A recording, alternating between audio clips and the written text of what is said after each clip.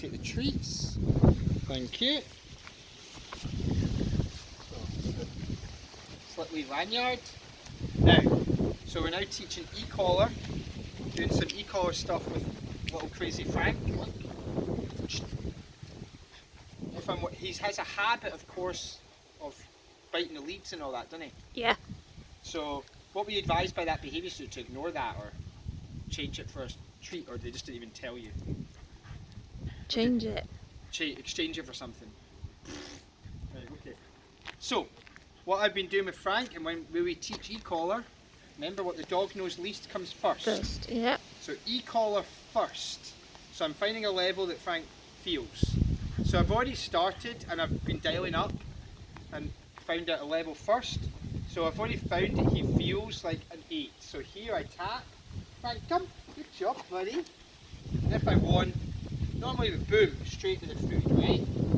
He's also happy enough right now. I don't necessarily need to give food. I personally would be given part of his daily food.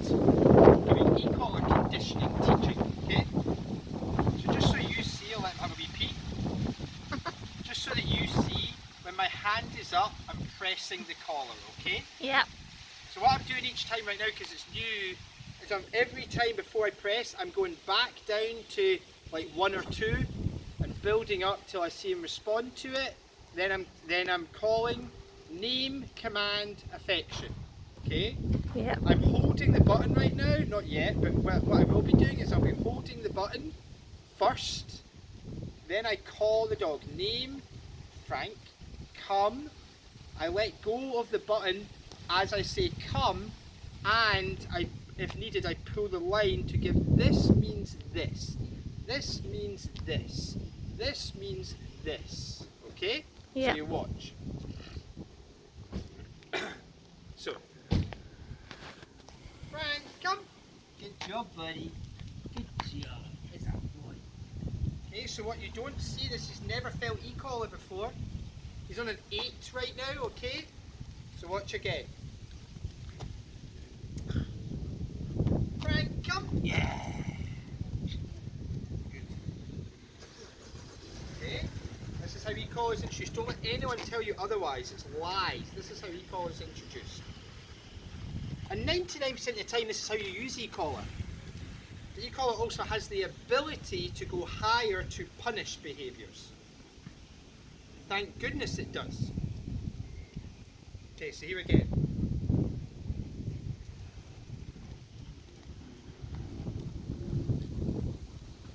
It's a bit silly. I'm going to just block that, just use my foot. That's him jumping on the piano, jumping on the piano instead of playing the piano. So you've got to kind of stop that to get back attention. Yeah. Here we go, here we go. Frank, come. Yeah. Good job. Remember how I was saying before how Frank gets excited enough for the world? So I'm yesing him and good boying when he comes, but when he gets in I'm kind of like, good, because he gets too excited. So here we go again, watch. Frank, come. Good.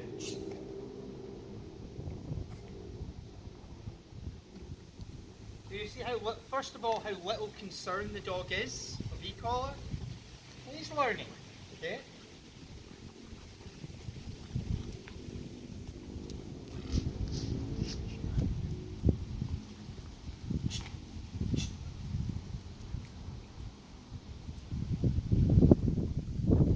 Leash ideally is just rest in my hand. Leash is for direction and safety, okay? Can't really see the dog, I'll let you see him. Here we go. Frank, come. Good. Could use the end of the leash as a wee thing for him. He loves that. Here we go again. Frank, come. Good. So it's taken, I personally, 3 to 4 seconds, if I'm or less.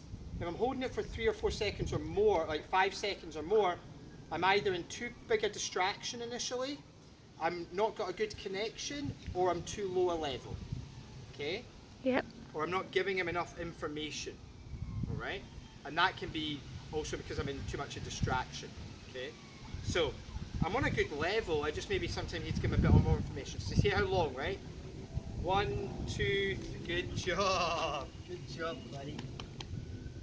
Okay, so this is all about the dog learning how to switch off the e-collar. And he does, he's then successful. Okay, here, so you can see it. Starting low again, dialing up. Frank, come! Yes! So what I'm loving there is he's starting to move before I can even say Frank, come. So that's what it's meaning to him. I switch it off by going to that guy. That's right. And he gives me a fiver. Here we go again. Frank, come! Yeah! Good job, buddy.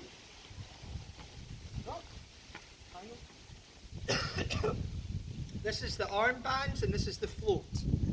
He's learning to swim. Eventually these things will be stripped away. Here we go. Boom. Frank, come! Yeah! Good job. That makes sense? Yep. Okay. And then you work on the 3 Ds. Distance, duration and distraction. Alright? So right now, when your first few weeks in that, just enjoy the learning together.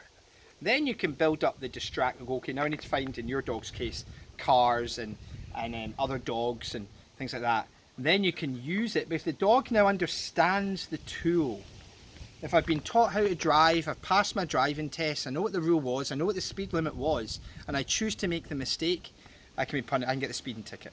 And it's like, you know what, fair enough, because I knew what the rules were. Same as the dog. If the dog has learned all the rules and he knows how to switch this off, and he chooses to go, yeah, but I don't care, I'm just going to ignore. We absolutely go, I'm now not asking, I'm telling. Move. He goes, but I want to do this more. Yeah, but you're not. It's not an option. You're not going to fight getting rid of that with a better affection. Okay, distraction. It's just a really bad way of training. Okay, gonna do it one more time. Boom. Yes. Good job. I'm just moving, and when I tap, it means switch and move with me.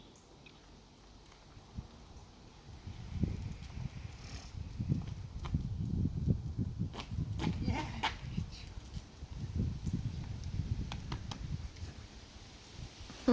That makes sense? Yeah.